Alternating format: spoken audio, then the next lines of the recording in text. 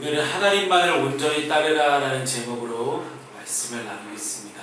이 말씀을 함께 나누시는 가운데 저와 여러분 가운데 주님을 온전히 따르겠다는 다른 곳에 한눈 팔지 않겠다라는 그런 굳은 결심과 결단과 고백이 있기를 주님의 이름으로 축복합니다. 아멘 담당 어디 갔어요? 아멘 담당. 하나님께서는 이스라엘 왕들에게 참 많은 명령을 하셨지만 그 중에 한 가지를 떠올려 보게 되면 출애굽기 말씀에서 이렇게 말씀합니다. 왕에게 말과 병거 그리고 은과 금을 많이 모아두지 말라라고 명령하십니다. 그런데 솔로몬이 이 열왕기상 10장부터 갑자기 태도가 돌변해요. 그 전에 너무 하나님을 잘 섬겼고 순수하게 하나님의 지혜를 구했던 이 솔로몬의 모습은 온데간데없고 갑자기 자기 자신을 위해서 병거를 모으고 마병을 모았고 은금을 엄청나게 많이 모으기 시작합니다. 근데 은금을 많이 모았을 뿐더러 이제 시바여왕 같은 그런 많은 사람들이 주변국에서 찾아와서 솔로몬을 찾아와서 은금을 갖다 바치고 가요. 왜 바치고 갔을까요? 이스라엘의 가장 강대국이기 때문에 가장 강대국인 이스라엘에게 마치 시키지도 않은 조공을 바치면서 평화와 안정을 꾀했던 다른 민족들의 상황들이었습니다. 어찌됐든 지금 솔로몬에게는 은과 금이 엄청나게 많습니다. 하나님께서는 이런 이스라엘 왕에게 이런 것들을 모으지 말라고 했던 그 수많은 명령들 가운데 마지막 명령 하나가 뭐였냐면 아내를 많이 두지 말라라고 명령합니다.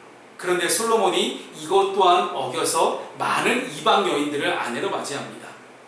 신명기 6장 말씀은 제가 계속해서 아마 제가 목회를 마칠 때까지 계속 얘기할 수밖에 없는 정말 중요한 말씀입니다.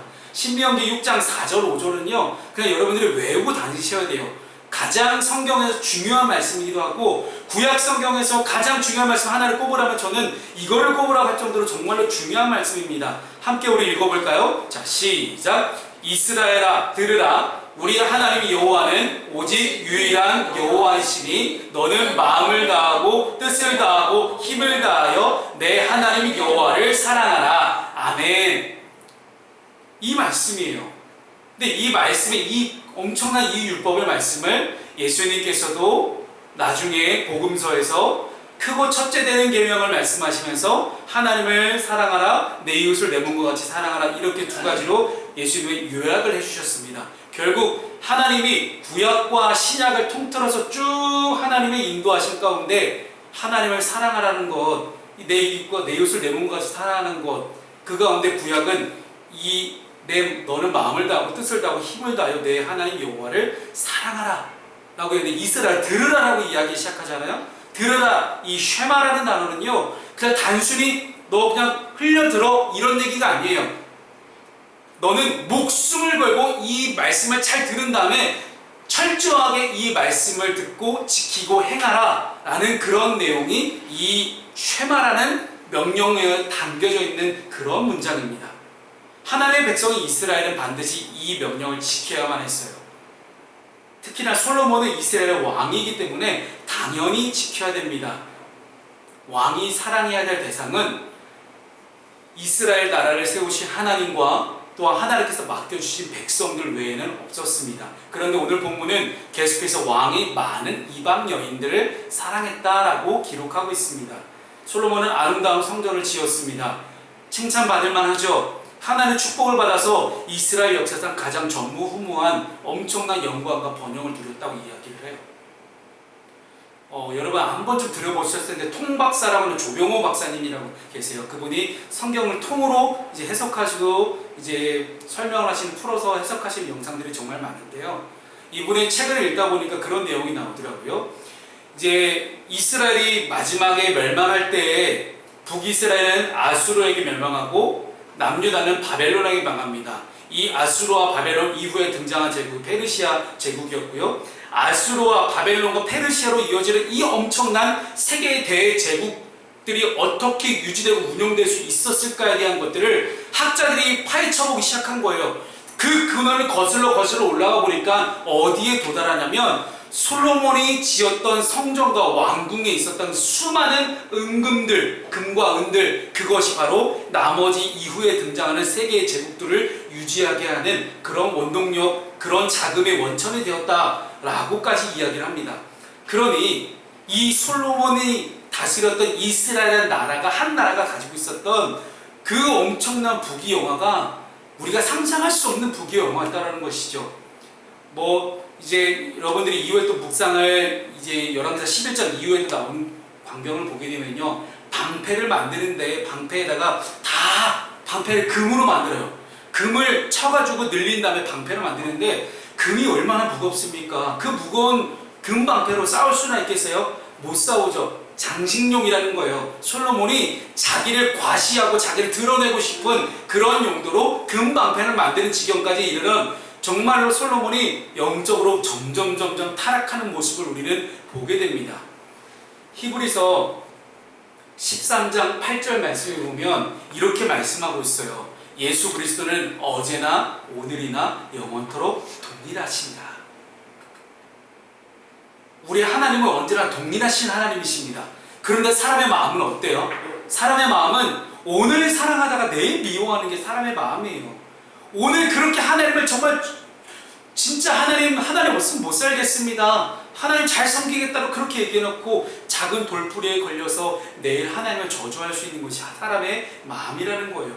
잘 나갈 때는 그렇게 하나님을 찬양하다가 내가 조금이라도 시련과 고난을 겪게 되면 하나님 왜 그러세요? 라고 원망하는 것이 인간의 마음입니다.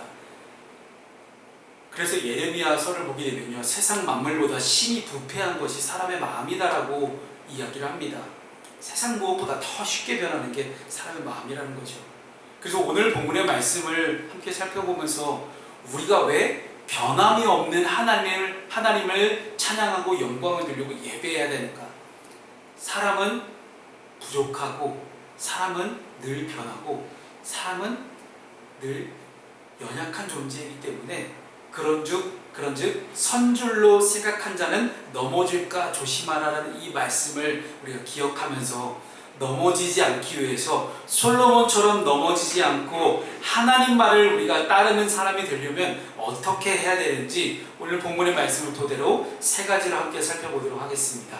첫 번째는요, 거룩을 선택하라는 것입니다. 오늘 본문의 1절 말씀 함께 우리 읽습니다. 시작.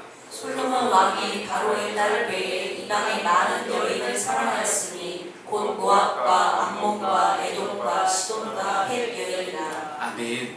1절 말씀 뭐라고 이야기합니까? 솔로몬이 바로의 딸과 결혼했다라고 이야기를 이제 시작을 하는데, 솔로몬이 이집트라는 이 애굽의 사위가 되었다는 말이에요. 고대 근동 지방에서 국가들에서 이런 정치적인 목적을 위한 정략 결혼은 어디서나 찾아볼 수 있었던 흔한 풍습이었습니다만은 하나님께서 통치하시는 이스라엘에는 어울리지 않는 모습이에요. 왜냐하면 이제 물론 그 전에 솔로몬 전에 다윗 왕도 결혼을 통해서 나라를 하나로 만들고 부강하게 했습니다. 그럼에도 다윗과 솔로몬의 혼인 정책에는 조금 차이가 있어요. 다윗의 혼인은 주로 이스라엘 내에서 호족들, 즉 지방별로 좀 강한 세력을 갖고 있는 사람들의 딸들과 결혼을 해서 이스라엘 나라를 하나로 묶으려고 했었던 그런 정치적인 목적이었지만, 솔로몬은 이스라엘 내에서 하는 것이 아니라 이방 여인들을 아내로 맞아들이기 시작했다는 거예요. 우리나라의 역사를 한번 살펴보더라도 새로운 왕이 등극한 다음에는요, 그 왕권을 강화하기 위한 목적으로 지방 호족의 딸들과 결혼을 했다는 그런 기록들이 분명히 나오긴 합니다. 그런데 모든 학문과 지혜에 뛰어난 솔로몬은 나름대로 타당한 이유를 가지고 애굽의 바로의 딸과 정략 결혼을 했을 것입니다. 국제 정세에 따라서 이웃 나라들과 평화롭게 지내고 동맹을 맺어서 국가의 안정을 도모하는 게 당연히 왕으로서, 통치자로서 해야 될 사명인 건 맞습니다. 이런 정략 결혼이 누가 보아도 합리적이고 효율적이고 최고의 선택이라고 할 수도 있어요. 그러나 여러분, 세상이 볼 때 세상 사람들의 기준으로 볼 때 합리적이고 효율적인 길을 무조건 무작정 아무 생각 없이 따라가는 것은 신앙이 아니라는 거예요. 세상적인 상황과 형편이 기준이 되어서 그것에 우리의 믿음을 맞춰가는 게 신앙이 아니라는 거예요. 오히려 여러분, 신앙이라는 것은 내가 신앙생활한다, 하나님을 믿고 추앙하고 바라본다라는 것은요, 분명한 진리의 말씀을 기준으로 두고 그 길을 선택하는 것을 우리는 신앙이라고 이야기합니다. 세상 방법대로 살아갈 때 손해가 따를 수도 있어요. 아무리 세상이 어이구 바보, 저렇게 뭐 이렇게 효율적으로 머리를 못 굴려서 어떻게 하겠나 라고 얘기할 수 있어요. 비효율적이고 비난하고 조롱할지라도 그것이 하나님의 뜻이라면 손해를 감수하고 선택하는 게 신앙 아니겠습니까? 그리고 우리 하나님은요, 성경 전체를 한번 들어보세요. 효율을 따지면서 효율적으로 움직이신 분이 하나님이 아니세요. 자, 효율을 따져보면 일단 제일 먼저 안 되는 싸움이 뭐가 있어요? 다윗과 골리앗의 싸움입니다. 세상 그 누가 봐도 효율적이지 않은 싸움이에요. 그런데 하나님의 방법은 작은 돌멩이 하나라도 골리앗을 이기게 하시는 게 하나님의 방법이라는 거예요. 근데 우리가 그것을 믿지를 못하니까 내 삶 속에서 그런 도전과 그런 실험을 할 수가 없는 거예요. 그것을 누가 신앙이라고 이야기하겠습니까? 그런 사람을 보면서 누가 교회 다니는 사람, 그런 사람을 보고 누가 하나님 믿는 사람 진짜 대단하네 라고 이야기할 수 있냐는 말이에요. 하나님께서는 정말로 비효율적인 분이세요. 여러분, 더 이상 효율 따지지 맙시다. 하나님이 얼마나 비효율적이냐면요, 하나님께서는 그렇게 죄가 많은 인류를 살리시기 위해서 아들이신 예수 그리스도를 내어주시는 철저하게 비효율적인 방법과 선택을 하십니다. 너무 웃기잖아요. 피조물에 불과한 이 피조물을 위한 전능하신 하나님의 죽음만큼 비효율적인 그런 방법이 어디 있겠습니까? 하나님은 그런 방식으로 일하십니다. 약할 때 강함 되시게 하시는 분이 하나님이라는 사실입니다. 하나님의 나라는 효율이 아니라 진실함과 사랑 안에서 이루어지는 나라임을 우리가 믿으시기 바랍니다. 아멘. 그런데 하나님을 닮아서 하나님의 나라, 이스라엘 나라를 통치해야 될 솔로몬은 지금 이방 여인들과 왜 결혼하고 있어요? 효율을 추구하는 거예요. 다른 나라 왕들처럼 똑같은 방법을 쓰고 있는 거예요. 효율이 나쁜 것만은 아닙니다. 합리적인 게 결코 나쁜 것만은 아니에요. 효율이라는 명목하에 내가 가지고 있는 거룩성을 잃어버리는 게 문제입니다. 솔로몬은 효율을 위해서 거룩을 희생시키며 신앙과 인생의 내리막을 겪게 되었고, 이스라엘 나라도 똑같이 내리막을 겪게 됩니다. 사랑하는 여러분, 참된 그리스도인이란 효율성 대신 거룩을 선택할 수 있는 용기가 있어야 됩니다. 하나님의 이름으로 누군가에게 내 소중한 시간을 내어주고 물질을 내어주고 전혀 효율적이지 않아 보이는 그런 이야기를 들어주고 또 들어주고 주님의 이름으로 축복하기를 하나님은 바라고 계세요. 남들이 볼 때는 아니 왜 저 사람은 굳이 영양가 없는 저 사람 만나가지고 왜 저렇게 시간을 낭비하고 저럴 시간에 차라리 뭐 하나 더 하지, 왜 저렇게 저 사람 저렇게 만나가지고 이야기 들어주고 서로 기도해주고 서로 상황 다 들어주고 왜 저러고 있는 거야 라고 할 수 있어요. 누군가에겐 그런 일들이 낭비적인 것 같고 비효율적인 것 같고 아무리 들여다봐도 이게 실현 가능성이 없어 보이는 것 같은 것들을 꿍짝꿍짝 할 수 있어요. 그러나 우리 주님께서는 효율보다 하나님을 닮은 모습인 거룩을 택하는 여러분들을 정말로 기뻐하실 겁니다. 사랑하는 여러분, 그 거룩한 시간이 내 인생에 있어서 최고의 효율적인 시간이 아니라 하나님을 위해서 거룩을 선택할 수 있는 역전의 은혜가 있는 저 여러분 되시기를 주님으로 축복합니다. 아멘.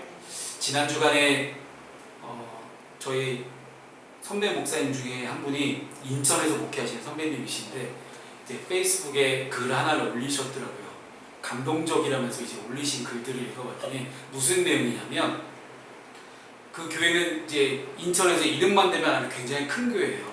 굉장히 큰 교회인데 그 교회 장로님 한 분이 이제 건축 자재를 판매하는 백화점을 굉장히 큰 건물을 운영하셨다라는 거예요. 근데 장로님도 이제 몸이 쇠약해지시고 더 이상 사업을 운영할 수가 없으실 것 같아서 이제 운영하시던 건축 자재 백화점을 내놓고 그 건물을 이제 임대로 내놓았던 거예요.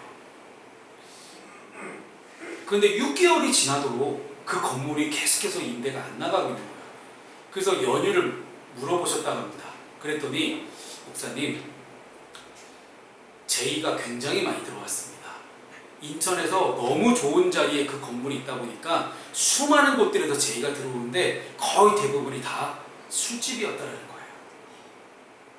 그래서 장로님 생각에 아무리 그래도 장로가 주인으로 있는 이 건물을 하나님 믿는 사람으로서 술집에 넘기는 것이 그렇게 마음에 신경이 쓰였다는 거예요. 정말 좋은 조건을 제시했음에도 불구하고 그것을 과감히 포기하고 6개월째 임대료를 포기하고 그냥 계신 겁니다. 남들이 볼 때는 어휴 저 등신 저 바보 그럴 수 있어요. 그냥 월세 받으면 아니 그 월세 이렇게 제가 왜 이야기 말씀드리면요, 어떤 분들은 이렇게 이야기하는 분들이 계세요. 아니 그래도 그 월세 받아가지고 하나님께 헌금하면 하나님 기뻐하시고 좋아하실 거 아니냐. 말도 안 되는 소리 하지 마세요 여러분. 우리 하나님이 돈이 없어서 그 돈 기뻐하실까요? 말씀으로 세상을 창조하신 하나님께서 그 돈 받자고 우리한테 그거 요구하신 그런 분 아니세요? 그래서 이 선배 목사님이 이 장로님의 결단과 용기, 왜냐하면 은퇴를 하셨기 때문에 당장 살아갈 게 막막하거든요. 그런데도 본인이 조금 힘들게 살아가지만 6개월치란 월세를 포기하고 그냥 열심히 손가락 빨고 계시지만 신앙을 위해서, 거룩을 위해서 과감하게 내려놓고 포기하셨던 그 장로님의 결단을 보시면서 도저히 기도하지 않을 수가 없어서 그 건물을 놓고 열심히 기도하고 계시다는 이야기를 듣고 이제 저에게 참 감동이 왔습니다. 목사님이 그렇게 글을 올리셨으면 그 전까지는 장로님 혼자만 끙끙 앓고 있었던 이야기지만 이 목사님이 페이스북에 올리는 그 순간 전 교인이 다 알게 됐다는 얘기거든요. 그러면 그 교회 모든 교인이 몇천 명 되는 그 교인들이 이제 그 장로를 위해서 기도하지 않겠어요? 저는 그렇게 생각합니다. 혼자만의 문제로 끙끙 앓고 있었던 장로님이셨겠지만 신앙적인 결단을 가지고 계속해서 거룩을 추구하다 보니 하나님께서 기도할 수 있는 수많은 중보자들을 붙여주기 시작하신 거예요. 저는 믿습니다. 반드시 그 장로님이 좋은 선택을 하실 걸 믿습니다. 그리고 그런 분들이 저는 곳곳에 날마다 많이 늘어났으면 좋겠어요. 효율성보다 경제성보다 거룩을 택할 수 있는 그 용기 가운데 하나님 반드시 역전의 은혜를 허락하십니다. 아멘. 아멘. 두 번째는요, 우리가 하나님만을 따르기 위해서 선택해야 될 것은 거룩을 따르라는 것과 두 번째는 한 마음을 품으라는 것입니다. 정략 결혼을 한 솔로몬이 급기야 이방 여인들이 사랑했던 그 또 다른 우상을 사랑하기 시작합니다. 4절 말씀을 함께 읽어볼까요? 4절입니다. 시작. 솔로몬의 나이가 많을 때에 그의 여인들이 그의 마음을 돌려 다른 신들을 따르게 하였으므로 왕의 마음이 그의 아버지 다윗의 마음과 같지 아니하며 그의 하나님 여호와 앞에 온전하지 못하였으니. 아멘. 모세오경, 이 모세오경을 근간으로 해서 이스라엘 모든 율법이 만들어집니다. 근데 이 모세오경은 끊임없이 이방 여인들과 혼인을 금합니다. 그럼에도 불구하고 솔로몬이 이방 여인들을 아내로 맞아들였어요. 솔로몬이 무려 1000명 가까운 아내를 두었다라고 성경이 기록해요. 정확하게 인원이 기록되지는 않지만 어쨌든 성경은 1000이라는 숫자를 기록한 거 봐서는 셀 수 없을 정도로 정말 많았던 것 같습니다. 여인들이 한 것은 결국 어떤 결과를 낳게 됐냐면 솔로몬의 마음을 하나님으로부터 돌리게 만듭니다. 솔로몬은 이방 여인들뿐만 아니라 그들이 가져온 신들까지도 같이 사랑합니다. 그들의 우상 문화, 그 우상이 어떠한 효과가 있는지는 다 자세하게 나와 있진 않지만 어쨌든 그 우상들에게 마음을 빼앗겼다는 거예요. 어떠한 점이 그렇게 솔로몬의 마음을 움직였을까요?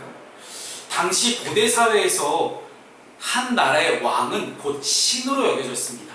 그래서 이집트의 파라오잖아요. 이집트의 파라오도 신으로 추앙받았어요. 근데 이집트 태양신 라의 아들이 현존해서 나타난 것이 이집트의 파라오다라고 이집트 사람들도 믿었습니다. 이집트뿐일까요? 고대 근동 국가들이 다 그랬습니다. 왕은 신이었어요. 왕을 그렇게 숭배했던 것이 고대의 신관이었다면 솔로몬이 가장 크고 번영한 때를 누리고 있잖아요. 이스라엘 역사는 가장 번영하는 때를 누리고 있었기 때문에 여러 이방 나라들에서 방문하고 솔로몬을 보고 조공을 바치기 시작합니다. 근데 솔로몬은 이렇게 잘 나갈 때 뭐 했어야 돼요? 이렇게 잘 나갈 때 뭐 했어야 됩니까? 다들 내 앞에서 머리를 조아려라. 이게 아니라 어떻게든 내가 여호와 하나님을 증거하고 하나님을 전파해야 되겠다라고 생각해야 되는 것이 첫 번째였어요. 그런데 그런 선택을 하지 않습니다. 여러분, 우리는요, 잘 나갈 때 진짜 하나님 찾고 구하고 두드려야 됩니다. 잘 나갈 때 하나님, 제가 어떻게 하면 하나님 잘 전할 수 있을까요를 정말로 깊이 고민해야 돼요. 그런데 잘 나갈 때는 내가 이렇게 잘난 사람이야 라고 생각하지만 내가 안 될 때, 내가 정말 힘들고 고달플 때 그때만 하나님 찾고 하나님 도와주세요 이러지 않습니까? 그러니 이게 거꾸로 된 거죠. 선한 영향력을 끼치면서 하나님을 전해야 되는 솔로몬이 오히려 주변 나라로부터 영향을 받게 됩니다. 주변 나라들에서 왕이 신과 같이 대접받는 것을, 높아지는 것을 보고 본인도 그 매력에 빠지고 만 거예요. 하나님을 향해서 드려야 될 그 마음이 반으로 나뉘어지고 맙니다. 여러분, 그래서 우상 숭배에는요, 하나의 특징이 있습니다. 우상 숭배에는 자신의 탐욕이 들어갑니다. 자신의 탐심. 하나님 외에 어떤 신을 빙자해서 자신의 욕심을 채워넣는 거예요. 그래서 저는 기독교가 우상이 되는 그런 꼴들을 너무 많이 봤어요. 하나님을 램프의 지니처럼 생각을 해서 하나님을 통해서 내 욕심을 이루어보려고 하는 수많은 그리스도인들을 보게 됩니다. 내가 기독교 신앙을 가지고 있다는 것은요, 나의 삶과 나의 모든 것들을 사용해서 하나님의 뜻을 이루어드리겠습니다 하는 것이 기독교 신앙이에요. 그런데 나 하나님 믿는다고 이야기를 하면서 자꾸만 하나님을 통해서 내 욕심을 이루려고 한다. 이게 바로 우상입니다. 즉 우리 한국 교회 안에 얼마나 우상이 많습니까? 목사는 목사 나름대로 큰 교회 건물 지어서 더 높아지려 하고 더 추앙받으려고 하고 자신이 이만큼 해놨다는 걸 뽐내고 싶어하고, 성도들은 그거에 발 맞춰서 똑같이 자기가 이루고 싶은 여러 가지 다양한 욕망들, 높아지려고 하는 그런 명예들, 권력 욕심 등을 교회 안에서 부리려고 하고, 그리고 그 하나님을 통해서 자신이 원하는 것을 어떻게 한번 뜯어내 보려고 하는, 결국은요, 우상은 근본이 어디에 있습니까? 자기 자신이 우상이 될 수밖에 없다는 거예요. 제가 이 마우스 프리젠터를 우상으로 섬기겠다, 저는 오늘부터 이걸 섬기겠습니다라고 이야기하지만 실제로는 이걸 통해서 내 욕심을 이루고 싶어하는 것이 거의 대부분 이방신들의 방식입니다. 솔로몬도 결국은 여기에 넘어갑니다. 그래서 하나님의 말씀과 통치를 떠나서 자기 마음대로 살아갑니다. 오늘 본문에 유난히도 마음을 돌려라는 표현이 계속 등장을 해요. 2절, 3절, 4절, 9절 계속해서 솔로몬이 마음을 돌렸다라는 표현이 등장합니다. 우리도 모두 솔로몬처럼 쉽게 마음이 변할 수밖에 없는 그런 연약한 존재들입니다.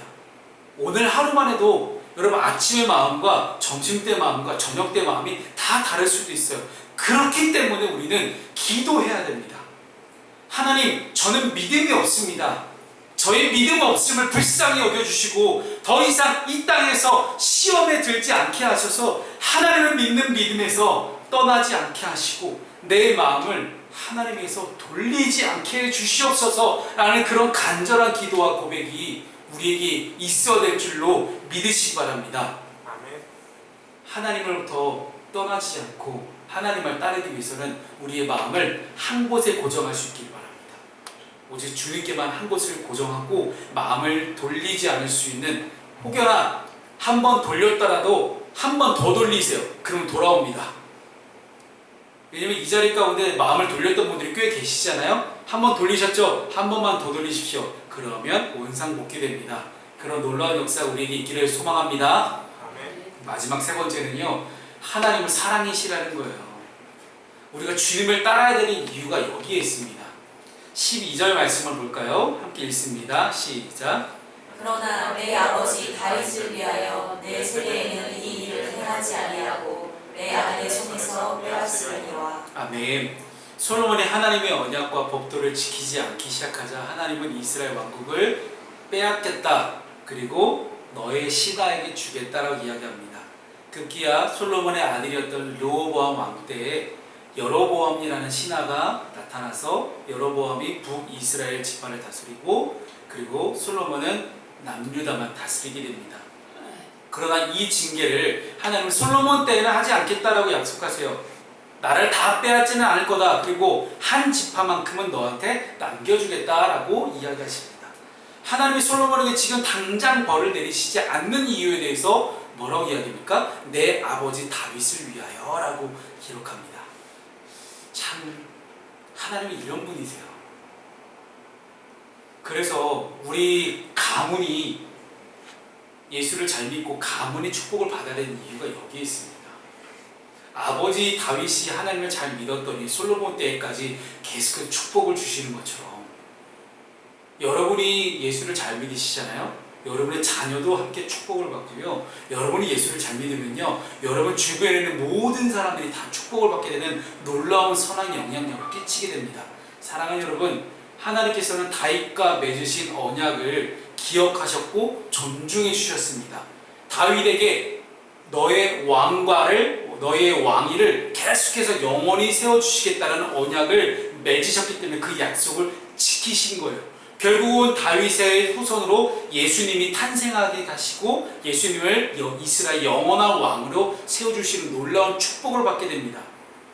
또한 하나님을 위하여 성전을 건축한 다윗 가문의 공로를 인정해 주셨죠. 하나님께서는 공의의 하나님이시기 때문에 분명히 솔로몬의 잘못을 꾸짖긴 해야 됩니다. 벌을 주긴 해야 되지만 사랑의 하나님이시기 때문에 끝까지 약속을 지키시고 은혜를 베푸시는 그런 하나님의 모습을 우리에게 보여주고 계십니다. 사랑하는 여러분, 하나님은 사랑이십니다. 벌을 주시는 이유도 사랑하기 때문에 벌을 주십니다. 우리가 자녀를 꾸짖을 때 자녀들에게 사랑하는 마음으로, 자녀가 정말 잘 되는 마음으로 꾸짖듯이 하나님은 늘 아버지의 마음으로 우리를 꾸짖고 계십니다. 그런데 우리가 표면적으로 드러난 이면에 숨겨져 있는 그 하나님의 사랑을 바라보지 못하고 표면적으로 드러난 고난과 어려움에만 집중하게 되고 내 시선을 고정하게 되면 우리는 자꾸만 하나님의 사랑을 잊어버리게 됩니다. 사랑하는 여러분, 하나님은 늘 사랑으로 우리를 돌보십니다. 그 사랑의 하나님을 철석같이 믿고 그 사랑을 지속할 수 있는 그런 사랑의 지속성이 우리에게 있기를 소망합니다. 하나님께 지혜를 구하던 그 분별력, 하나님을 어떻게든 찾고 구하고 두드렸던 그 솔로몬의 마음을 이제는 내가 이어가야겠다 하는 그런 생각을 가지고 우리가 마음을 자꾸 돌리고 다른 데 빼앗길 것이 아니라 하나님만을 찾고 구하고 두드리고 마음을 하나님께 고정할 수 있는 채널 고정이라고 뉴스에서 많이 이야기하잖아요. 방송에서 많이 이야기합니다. 그런 것처럼 하나님께 하나님의 주파수를 고정할 수 있는 우리 모두가 될 수 있기를 주님의 이름으로 축복합니다.